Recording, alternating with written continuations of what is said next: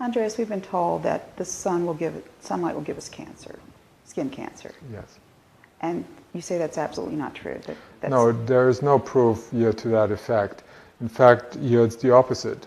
That lack of sunshine causes skin cancer.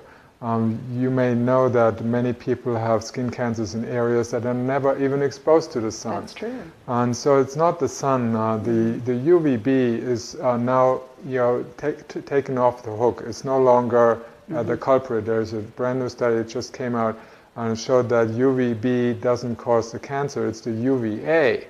Now, when you use sunscreens, and there are many sunscreens that just block out UVB, so you don't tan. You basically you don't burn, so that you don't burn your skin. Skin burning is not a good idea. In any case, you don't want to burn your skin.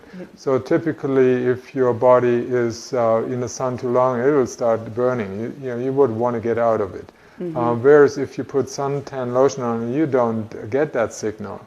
And you allow a lot of penetration of UVA. Now there are some of these other screens that are blocking out both UVA and UVB, and you think, oh, now I'm safe. Right. Yes, but you are becoming vitamin D deficient while being in the sun. And if you are vitamin D deficient, your cancer risk goes right up. Okay. So again, skin cancer, any kind of cancer. Right. So you need your vitamin D in order to be cancer-free. So again, the risk 77% of all cancers can be reversed or avoided by having normal vitamin D levels, according to Crichton University's study. Okay, so you shouldn't get sunburn. You should avoid that. But if you're not wearing sunscreen, your body will tell you if you're getting too much. Yes, the body will, once your skin starts reddening, that's the time to go out. But after if you start increasing your sun exposure little by little, you will have a natural protection on the skin, which is called tanning. Yes, and I've then read that. You can stay out in the sun hours. I lived in Cyprus for 15 years. It's 330 days sunlight, very bright sunlight, very warm.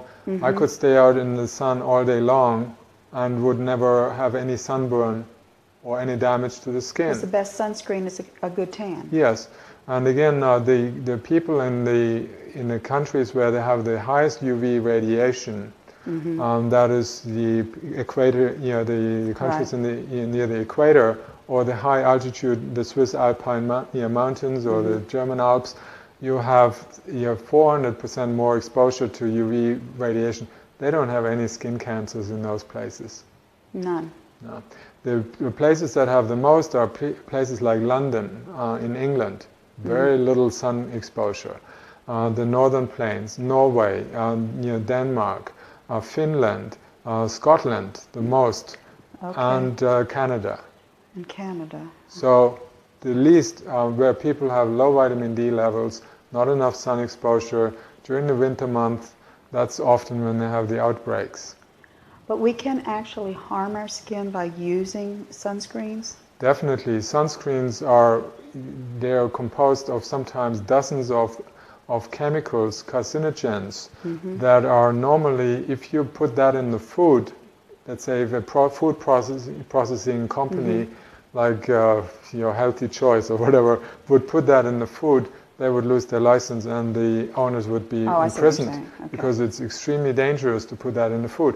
But you're allowed to put it on the skin. Where is it going? After an hour, you put some more on it because it's gone. You absorb most of that stuff.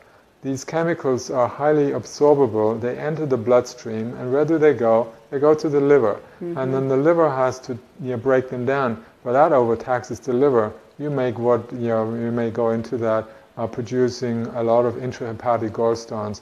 And some of them accumulate in the tissues, in the connective tissues.